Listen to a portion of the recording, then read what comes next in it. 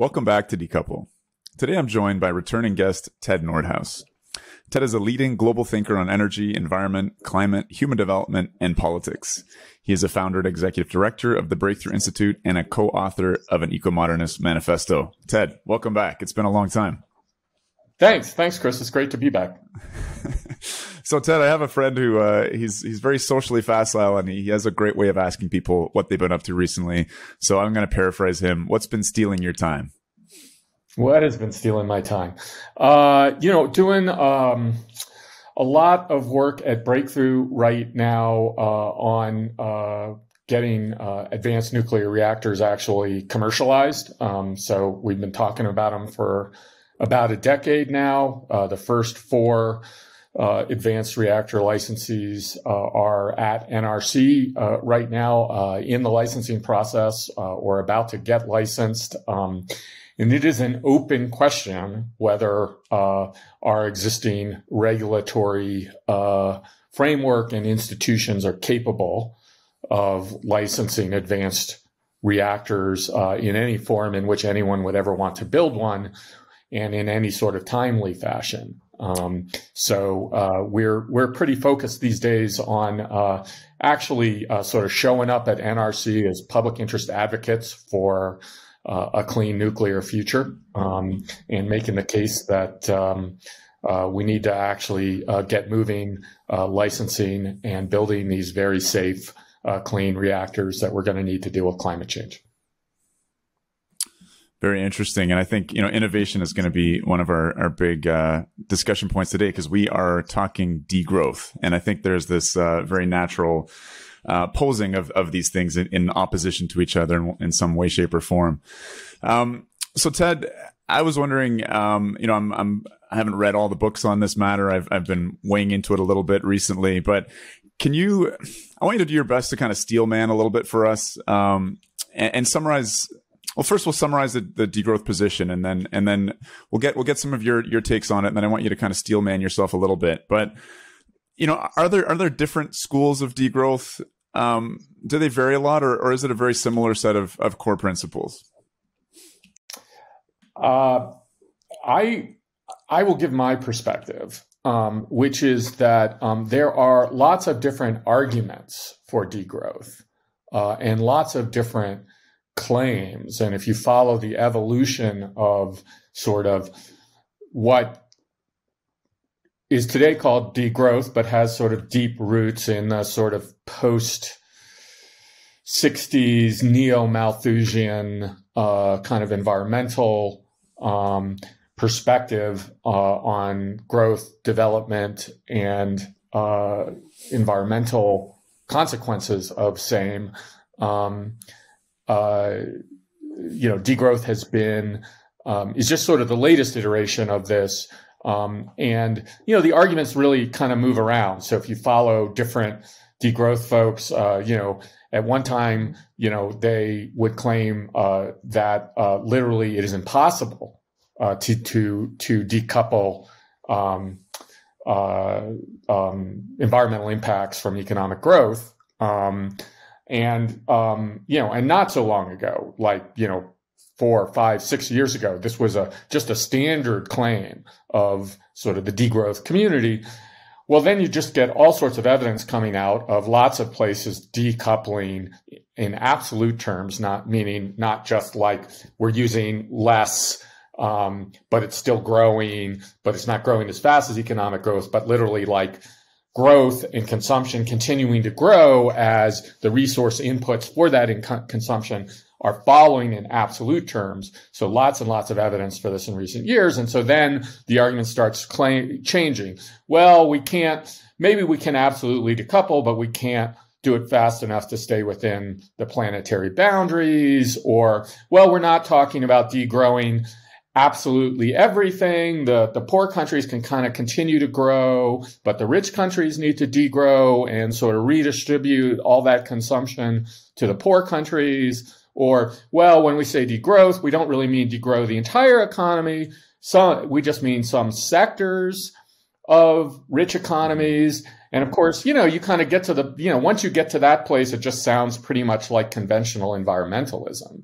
Well, we can keep growing lots of things, but we have to stop flying and we have to stop eating meat. And suddenly this is not this novel, radical sort of revolutionary evolution of environmental thought and action and advocacy. It just looks like kind of standard issue environmentalism going back for decades.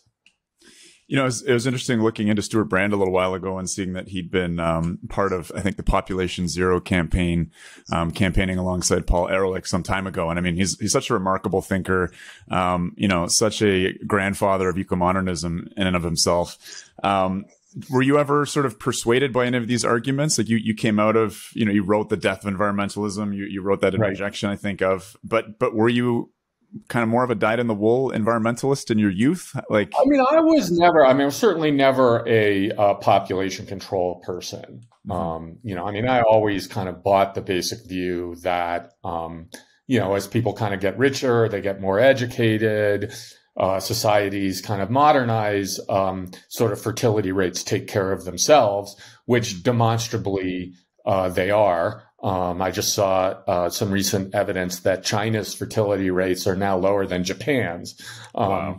So this is sort of happening all over the world. And, China obviously for a lot of years had a one-child policy, but it's kind of happening everywhere, whether or not there were any explicit population control efforts or not. So I was never that kind of environmentalist. My kind of personal history going back not just to my uncle, the Nobel economist who a lot of degrowthers and Greens hate, because he sort of suggests that there's some need to balance growth and climate action. But also, my dad authored the original Clean Air Act. He was sort of the legal architect of all of that early 70s environmental policy. I grew up in Washington, D.C. on Capitol Hill.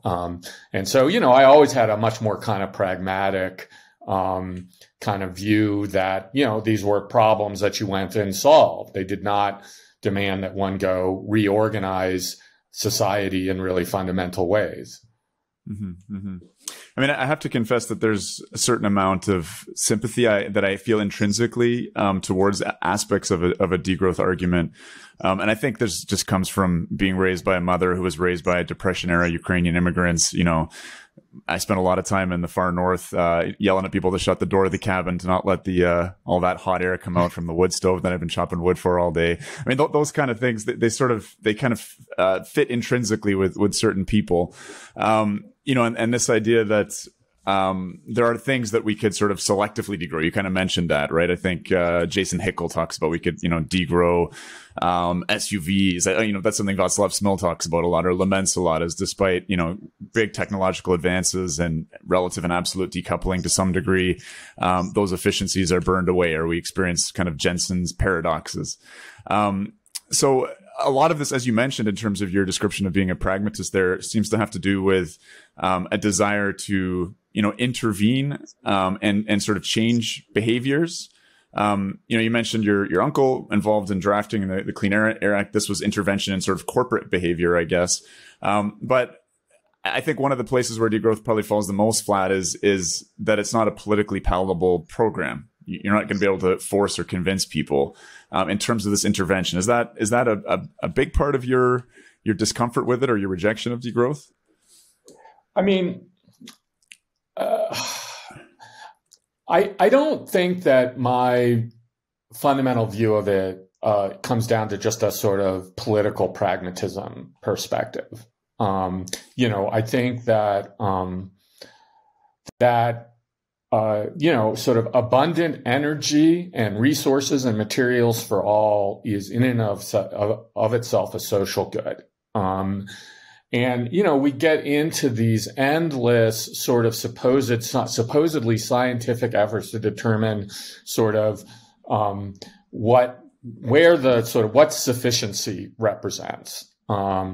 And of course, the minute you poke at it at all, it all sort of falls apart, right? like obviously, like there's a really minimum amount of calories, and you need to kind of keep your you need a little bit of shelter and a few other things, and people can kind of live really miserable lives for the most part, and really hard lives. And most of us, just about anybody with a choice, decides that they don't want to keep doing that for very long. And most people who then are like, well, I'm tired of all this modern, affluent, whatever, I'm going to go back to that, don't last very long. I'm sitting in, Taos, New Mexico, today, because my family is from this part of the world originally. And, Taos was sort of the home of all the communes. Stuart Brand spent a bunch of time here, in the 60s. And, you walk around and you see all the old communes, and they all went under. Like, people went back to the land.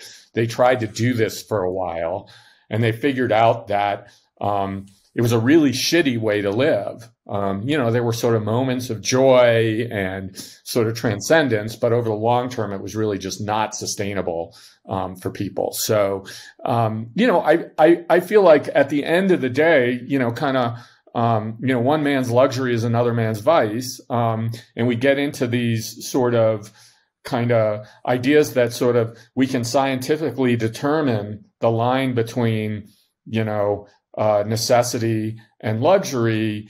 And of course, then the question goes, how, who gets to decide that? And B, how would you ever impose it? And who would impose it? And of course, it very quickly becomes clear that there's, enormous, sort of social and democratic, challenges beyond whether it's like, could we ever get anyone to accept that? Well, even if you got a lot of people to accept that, you're still imposing it probably on a lot of people who don't accept it, or who would have a very different definition of where that line actually is. So, I kind of think that you kind of have to kind of connect a bunch of this stuff sort of back to a kind of scientism that sits sort of, really at the heart of the modern environmental project. And it's the way that these sort of, the kind of cultural sort of kind of orientations that you just described, right? You're in the far north and it's like, close the cabin door, you wasteful, terrible person. I'm like, I'll confess a really weird thing. Like, I'm a guy, for some reason, someone once told me, like, when I was really young, that like that picture of like the toothpaste, like when you buy the toothpaste tube and there's like this huge thing of toothpaste on the brush, and it's like, that's just stupid marketing. You don't need to put that much toothpaste on the brush, and you just need to put a little bit. And so, as long as I can remember, I'm a guy who like puts a little, like I will make a tube of toothpaste last for like 1,000 years, and like I just can't stop. Like, I'm just like, it doesn't really fucking matter. Excuse my language. It doesn't matter. Mm-hmm. But I do it anyway. And like, there's like no environmental consequence to it. There's no whatever, like, but I do it. And, there's lots of people who just like put a ton of toothpaste on the brush and they use a lot of it. And you know what? It doesn't matter. And like, there's just a kind of like that stuff then gets tied up with our political commitments. And then it gets tied up with these kind of all these sort of supposedly scientific claims about where these planetary boundaries are and about how much consumption, we can sustain without the world collapsing. And of course, you kind of, again, you poke at the science and it's all completely speculative and sort of based on various assumptions about, and again, this goes all the way back to Malthus, and you see it in the limits to growth. And so you see this sort of idea and this sort of kind of claim of kind of scientific and sort of technocratic ability to look into the future and understand, sort of represent the interests of future generations. and understand what the sort of sustainability or adaptability of human societies are going to be, or for that matter, what future people are going to want. So you got to connect all this stuff. You got to connect these sort of specific claims to this sort of underlying orientation in terms of what is knowable about the future, in terms of kind of that, like, again, one can kind of draw a line between sufficiency and excess. Scientifically, and then sort of in some way impose that on the world. So that for me is the problem with degrowth. It's not just like, well, no one will ever sign up for this. It gets down, it's actually sort of more fundamental claims about sort of knowledge, about the future, about human adaptability, about what sorts of worlds people want to live in. In terms of any sort of historical legislative examples of imposing a change that might be conserving, for instance, I'm thinking about like fuel efficiency standards on automobiles that California pushes. And that's not really degrowth. There's not limiting the size of car you can drive. It's just saying it's got to be more efficient. Is that correct? Like, I'm just trying to think, like, for me, I'm sympathetic to this idea of like, okay, we can have a lot less SUVs. Like, it's a bit ridiculous. I mean, you talked a little bit about, you know, the toothpaste and this, you know, is there a marketing or aesthetic that can make people to be a little more, you know, toothpaste savers? Right. But are there any examples, you know, like, it sounds like you might have some sympathy towards. Yeah, what you're talking about in terms of efficiency, you know, like we're actually, well, California's trying to do it, and it's having sort of, you know, we published a piece recently in the Breakthrough Journal called Green Jim Crow about some of the unintended or maybe intended sort of equity and particularly kind of social justice consequences of trying to actually sort of put in place a whole framework to sort of limit vehicle miles traveled. But mostly when you're talking about fuel efficiency, you're not talking about that. What you're talking about when you're talking about fuel efficiency is technological standards for vehicles. Right.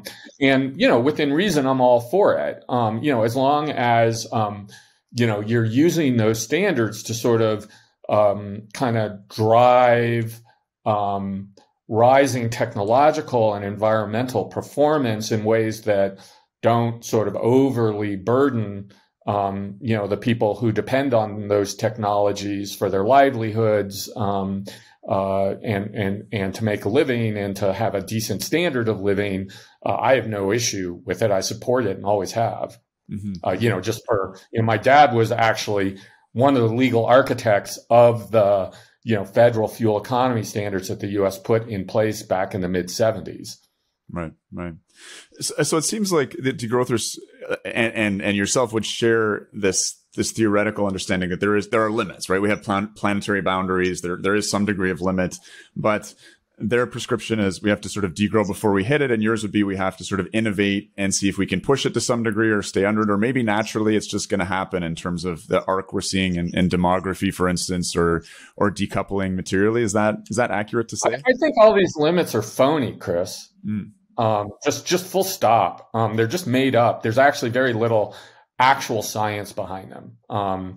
They're just sort of projections that are just completely dependent on a whole set of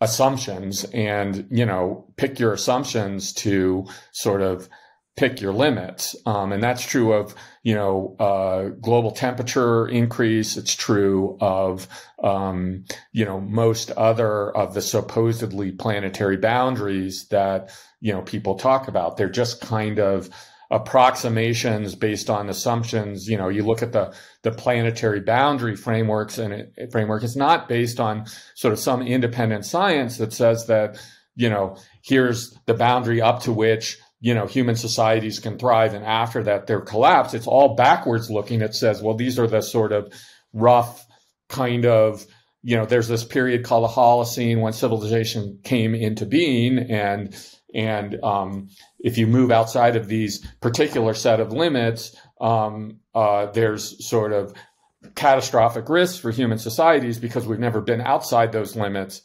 But, you know, at the same time, we've been at the sort of very outer end or beyond those limits for the last 200 years, which is a period during which human societies have sort of thrived by sort of most things you can measure in ways that they never thrived before.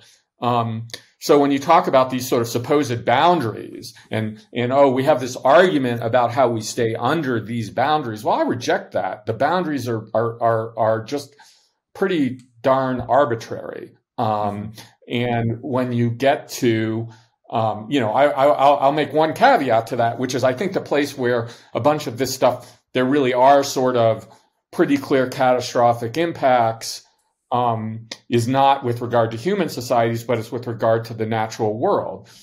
Human societies, all evidence to date suggests we are quite adaptable to all sorts of sort of climate variation and extremes and impacts. The rest of sort of creation is not. So if you look at coral reefs, if you look at all sorts of ecosystems, they are going to be really negatively affected or disappear, particularly by climate change. And so one of the reasons I care a lot about climate change is not because I think that like human extinction is going to happen, but because I think that a whole lot of other extinction is likely to happen. And I care about the natural world, and I care about our sort of kind of what we said it called in the Eco-Modernist Manifesto, our deep ecological inheritance, or I don't think that was the word exactly we used, but you get the point, which is, I care about that. That's sort of an artifact of our sort of long co-evolution on the planet with the rest of the natural world. And I think there's lots of kind of very compelling non-apocalyptic reasons to want to preserve as much of that as possible. But when you get to sort of human societies, it's not to say that there are not sort of significant kind of really unquantifiable catastrophic risks out there in sort of continuing warming and various other trends. But it is to say that the sort of kind of stipulation of these sort of quantified, supposedly scientific boundaries, there's not any actual science behind it. And that goes even with things like the 2 degree, there's absolutely no science that says that at 1.9 degree we're safe, or at 1.4 degree for that matter, we're safe. And at 1.6 or at 2.1, catastrophe ensues. It doesn't actually work like that. And if you go back and you look at the history of these sort of temperature thresholds that everyone talks about as if they're real things, they're just entirely sort of politically negotiated and derived. And I'll go back to one, my uncle actually was the person who first proposed the 2 degree threshold, and he acknowledged, this is back in 1975. And, there's a bunch of people who want to like take his Nobel Prize away. But if you go back and look at his history of just sort of defining the field, and just the basic frameworks of how actually everybody thinks and talks about the issues, including the people who want to take his Nobel Prize away. You go back and you read that 1975 paper, and it's literally all there, including the 2 degree threshold, which he acknowledges explicitly in that paper is a thought experiment. Just kind of to pick some number so that you could think about the different kind of consequences of sort of limiting warming below some threshold or not limiting it. And then over decades, it sort of takes on this kind of quality of its own, or this sort of kind of halo of sort of science. And there's just really, there's various science that sort of tries to quantify, well, what might happen, below it or beyond it. But there's sort of actually no science that sort of says that, this is a sort of 0-1 kind of threshold, beyond which, bad things happen and before which, not bad things happen, or we avoid all these bad things. So, that you gotta, like, if you want to know how I go at this sort of degrowth versus innovation and sort of modernization debate, it starts there. And what you will find is that as soon as you kind of really understand both the kind of arbitrary nature of these supposed boundaries and the way that they are kind of used in these debates, the whole degrowth argument kind of falls apart as soon as that's why they have to it's always to stay within planetary boundaries, to stay within planetary boundaries. Mm-hmm. You just like, once you kind of go, well, the boundaries are kind of made up, the rest of it makes no sense. But it's where those boundaries are placed, not that there is, in fact, a boundary. So I think there's consensus that like a 10-degree warmer world would be an absolute catastrophe, potentially a human extinction event, correct? Like I mean, certainly for extinction of non-human life, a lot of non-human on the place. Yeah, of course. Now, I just think like arguing about whether human societies can survive 10 degrees of warming is pointless because it's not going to happen. Sure. We're not going to get there. We're not going to get anywhere close to that. What about some historical examples of, this is obviously before we had a sense of a kind of globalized world, but, I'm thinking back to probably your part of the world in Taos, a corn growing people that, a great civilization that's collapsed because of a change in weather patterns and drought conditions, for instance. Like there's been multiple human societies that have bumped up against not planetary, more regional boundaries. We're insulated from that to a large degree because of the globalized world we live in, but we have bumped up against those boundaries in the past. And were those failures relating to failures of innovation? Are we just so much better equipped now because of the enormous amount of energy that we've unlocked in our capacities, our technological capacities? Or like there's historical precedences for collapse. Yeah. I mean, if you look back at the kind of long sweep of human history, civilizations come and go, and they come and go for all sorts of reasons. And, we don't actually really understand most of them. We're still arguing about, the fall of Rome and why the Roman Empire collapsed. And actually, we've got a hell of a lot more let's just say material to work with as we try to kind of sort all that out. And you look at the Anasazi or the Maya civilizations and there's all sorts of theories and they're all kind of pretty well based on sort of pretty limited actual data and knowledge and evidence. And then you go get, folks like Jared Diamond and others, who go and kind of cherry pick a set of these things and they put them into a particular narrative. And then we have this sort of gigantic kind of environmental discourse machine that sort of produces and reproduces it and gets it all mixed up with sort of science and political claims. And of course, it's all has nothing to do with what happened to the Anasazi and has everything to do with particular political claims in the present.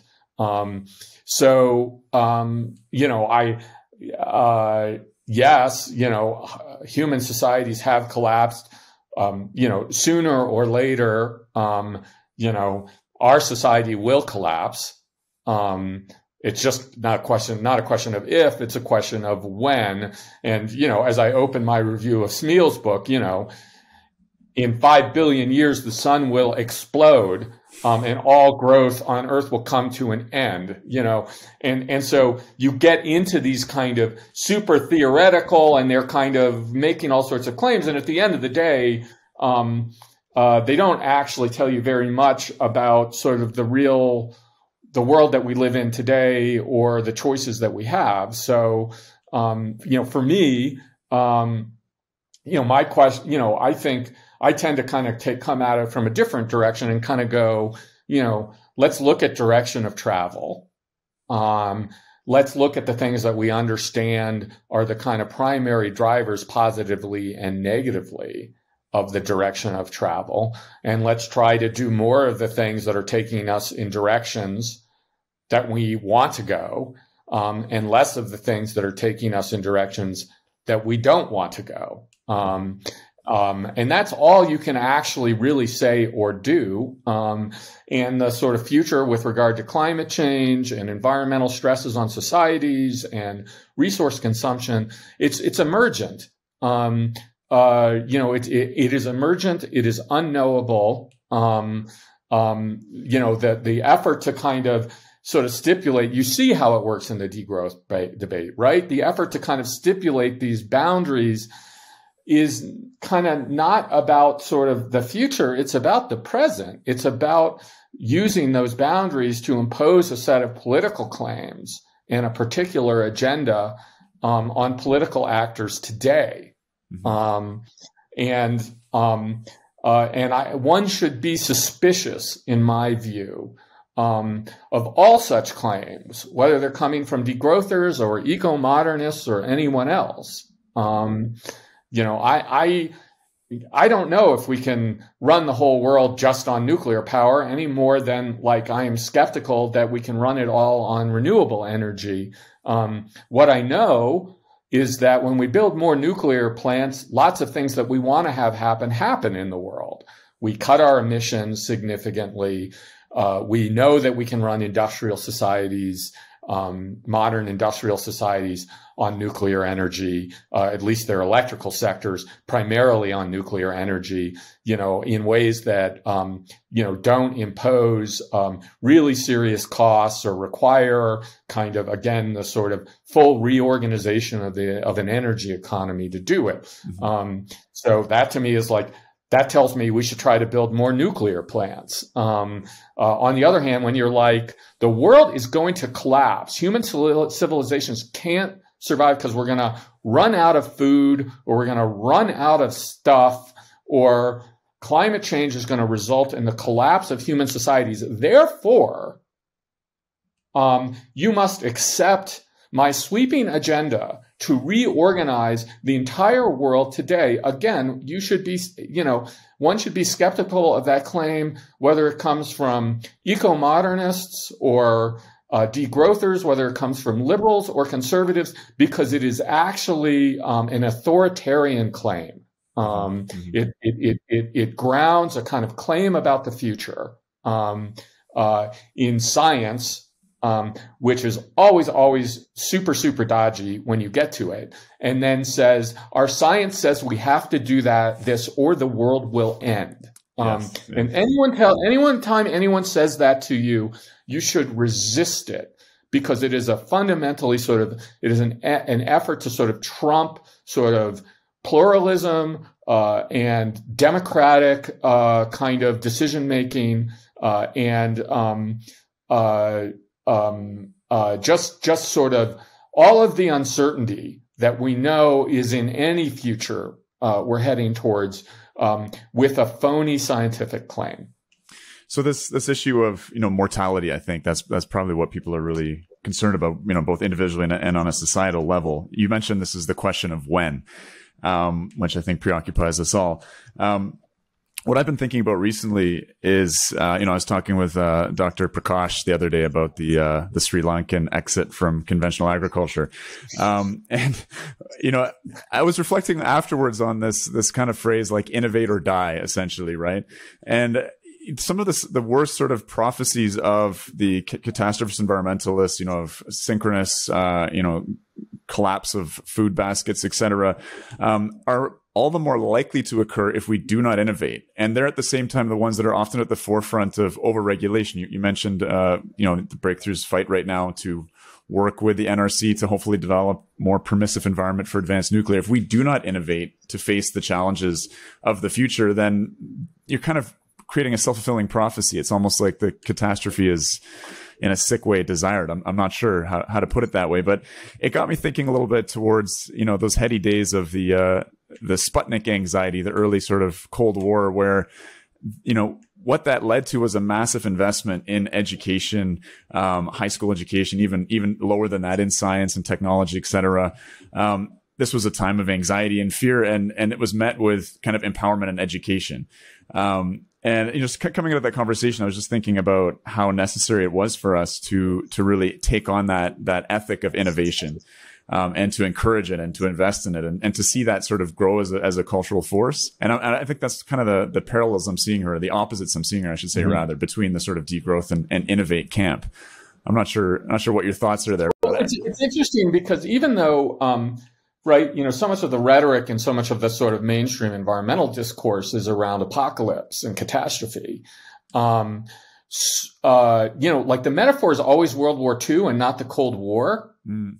And the reason for that is that like the World War II metaphor is like take over the factories and ration consumption. Yes. Where the Cold War metaphor is like, let's go to the moon, and let's invent Silicon Valley, the computing revolution, let's develop jets that can fly really fast around the world. And so you kind of look at all of the sort of extraordinary technological, all the extraordinary technological change that all of us have experienced in our lifetimes, and really, it does come from this kind of, there was this external threat there, but there was also this kind of quite deep optimism that we could overcome it with technology, education, just sort of investing in institutions, kind of raising everybody up. Like the Cold War, in a lot of ways, much more than like World War II, is sort of the thing that sort of drives all sorts of, the rise of the modern welfare state, a bunch of sort of really kind of quite transformational social justice, and in part it was because we needed to show that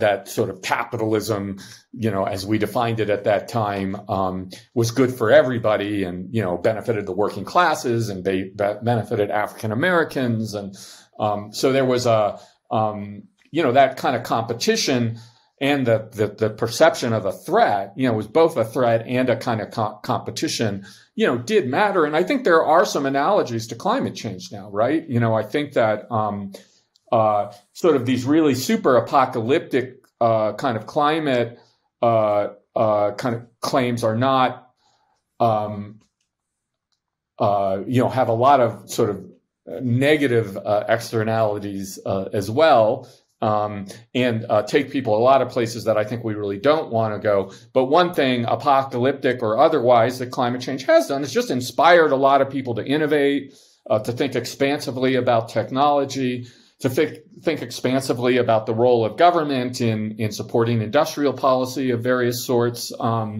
So I think there's a lot of good that kind of sort of being cognizant, at least, of the risks associated with climate change, and all of the reasons climate and non-climate for moving to clean energy and more efficient technological agriculture and all of these things can bring. So for me, that's the key lesson. No, it's very interesting. I had Seth Klein on to talk about his Good War book, which was very much kind of a romantic telling of World War II production and how that could be steered towards addressing climate. And he was almost licking his lips talking about rationing and just like, well, people really loved rationing. They supported it. It was for the greater good. It was really extraordinary for me to see that. Particularly because of, the sort of future that he was imagining in the book was likely to result in a lot of rationing and a lot of blackouts and other issues. But it's bizarre. I mean, I was really shocked by that. Let's talk a little bit. I want to shift gear a little bit to talking a bit about some of Václav Smil's arguments, because I tend to think I have a lot of admiration for him. Maybe I've kind of deified him a little bit too much, and it was useful reading your critique of him, or your review of his book Growth. In any case, I love Václav. Yeah. I've known him for years. I hugely respect him. Yeah. I think he's funny as hell, even when I disagree with him. Absolutely. Absolutely. He's made huge contributions to the field. So. Yeah. Yeah. So what are some of your major critiques? I'm thinking of things like, he sort of, I mean, to try and summarize it would be a little bit difficult, but it seems like he kind of romanticizes, like, listen, things were good enough in the 1960s. We didn't need to go on these big long vacations. We could drive nice small cars. Our houses were smaller. That's not suffering, like there's not evidence that moving to beyond, I forget how much it is, something like 100 gigajoules of energy per year actually increases any of these objective matters, in terms of these things we cherish, like lifespans and child mortality, et cetera. And that high energy prices, maybe they're good because they'll encourage efficiency, or higher food prices will waste less food. So walk us through some of your critiques of that element of Václav, man that I think we both have a lot of admiration for. Yeah, I mean, I think, on one level, Václav is right. A lot of us, a lot of us who live in that sort of billion of really affluent, high consuming people on the planet, could be perfectly happy with less. And yet most of us choose not to. Much of the world sort of aspires to achieve similar kind of levels of, if not consumption. And I want to get to that in a minute, but at least just sort of personal kind of freedom, the ability to kind of choose who you want to be in the world, and then go be that person.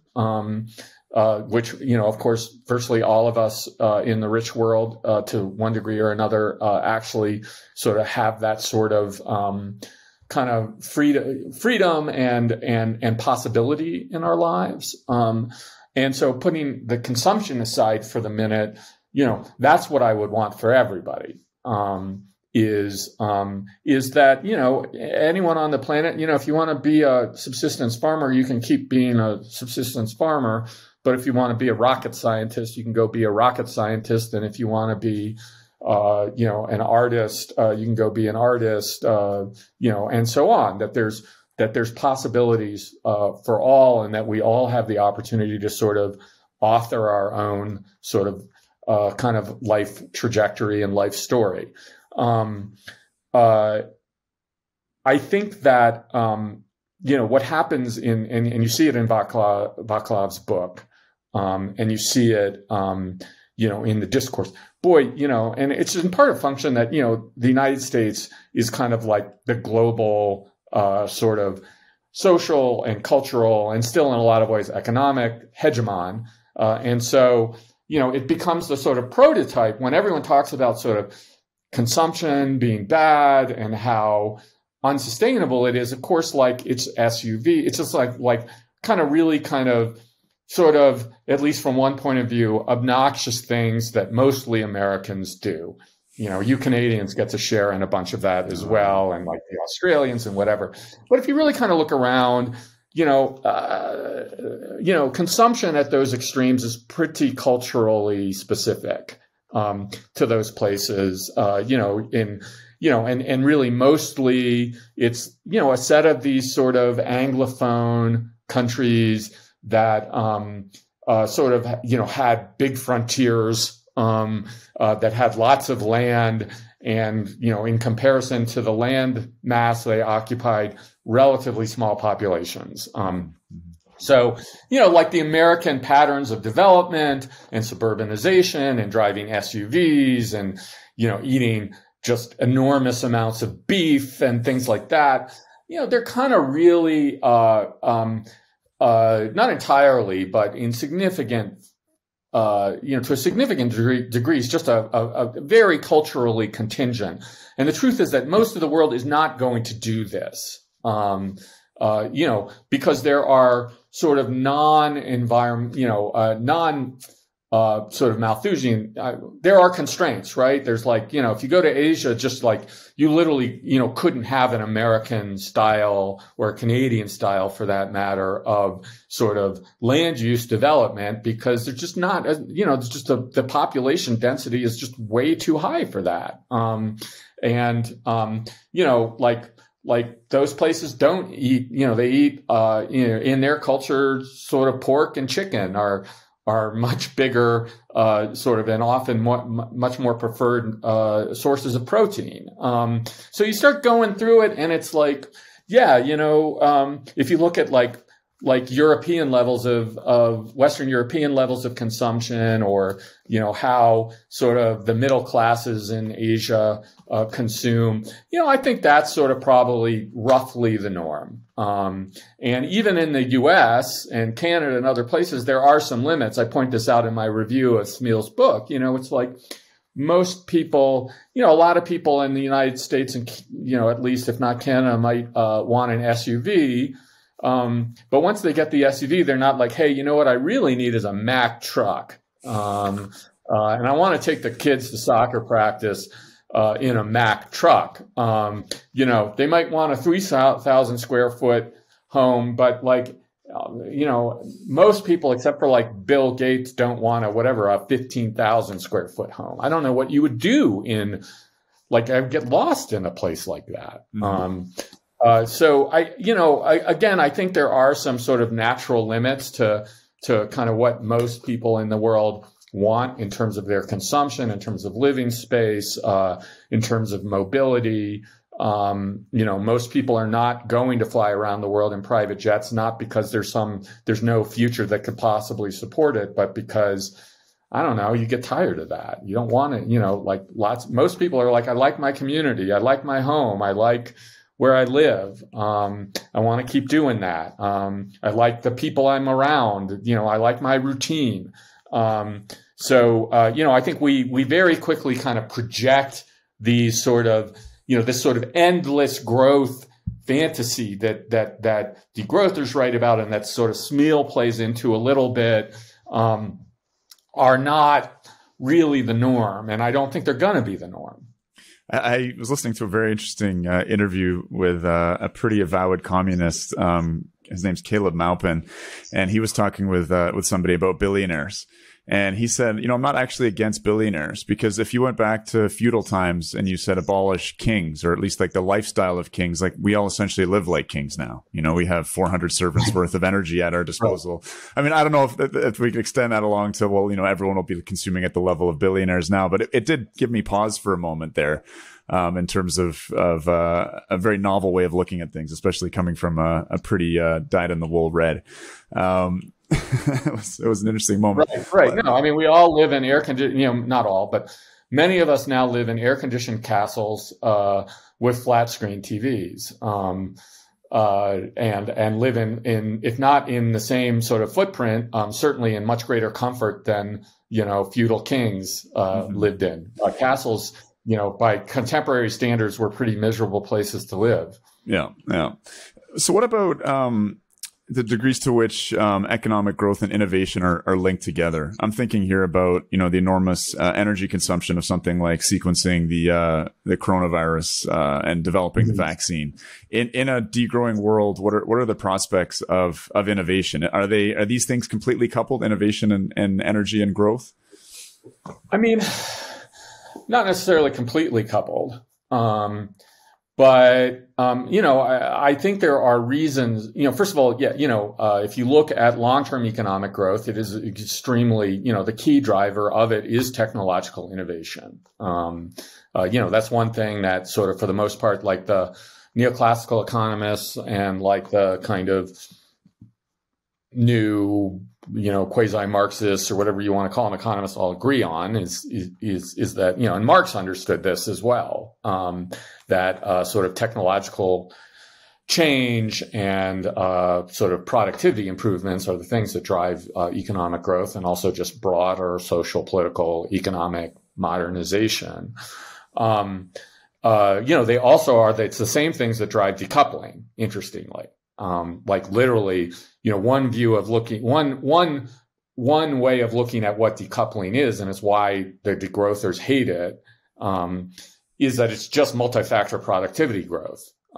It's the sort of environmental consequence of multi-factor productivity growth. And if you don't like growth and you don't like consumption, then decoupling is bad, because they are correct that the same things that drive decoupling also drive long-term economic growth. I think it is quite problematic when you start looking at what some of the consequences of a sort of steady state or sort of shrinking kind of economy are. In that a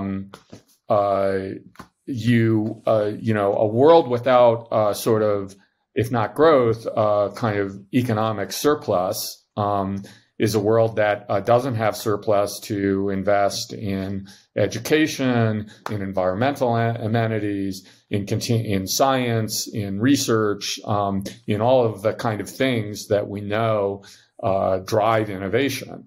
And also, scarcity, some degree of at least episodic scarcity. In a world in which, say, let's just say, and I kind of play this out a little bit in my review of Smeal's book, where, population is shrinking, not growing, where sort of per capita incomes are sort of, are static,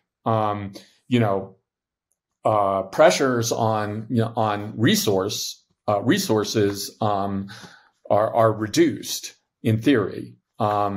But the assumption then that will result in resources, forests or land returning to its natural state. I don't think you can assume that because, in a world in which, resource demands are shrinking, not growing, there are lots of incentives to just, use resources less efficiently. The kind of idea that we'll kind of mandate degrowth, and then the result of that will be that, that we'll continue to see sort of, innovation in efficient resource use, or at least continuing levels of currently fairly efficient resource use. I don't think that's a reasonable assumption. From my point of view, what you want is conditions where you have, I think we are going to see all over the world, sort of continuing, stabilization in population and ultimately, falling, sort of absolute human populations as we get towards the end of this century.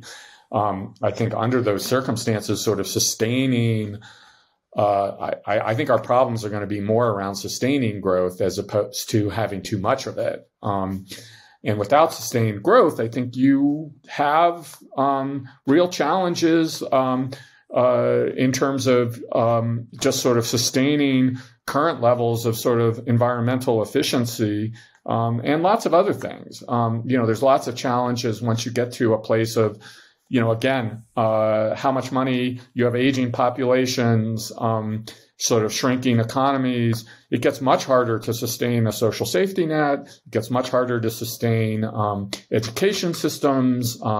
It gets much harder to continue to just invest in maintaining even infrastructure. So all of those things become much harder in this sort of degrowth utopia that a lot of people are arguing for. And I don't think they've thought through the implications of that very well. Yeah, at the end of the essay, you kind of, I think, use Václav's description and maybe fetishization of Japan to bring that to light. And it was interesting for me to read because I was not aware of the sort of state of where things were at in Japan. I mean, I'd heard about the demographic decline, and I know they have a pretty strong kind of anti-immigration policy there, but they have this engineered environments. Tokyo, I think you said, is the densest, most densely populated place on Earth, and flood control systems and everything that are really at risk of decomposing and creating quite a difficult path forward for them. That was an interesting end to that essay. Ted, I think we're kind of rounding out an hour here, so we'll probably wrap it up here. Always grateful to have you on, and look forward to our next show together, and hopefully getting an update on your guys' efforts in terms of the work with the regulation around advanced nuclear. Thanks again for making the time. Hey, thanks for having me, Chris. It's always great to spend an hour with you, and I'm happy to do it again if there's something else you want to talk about.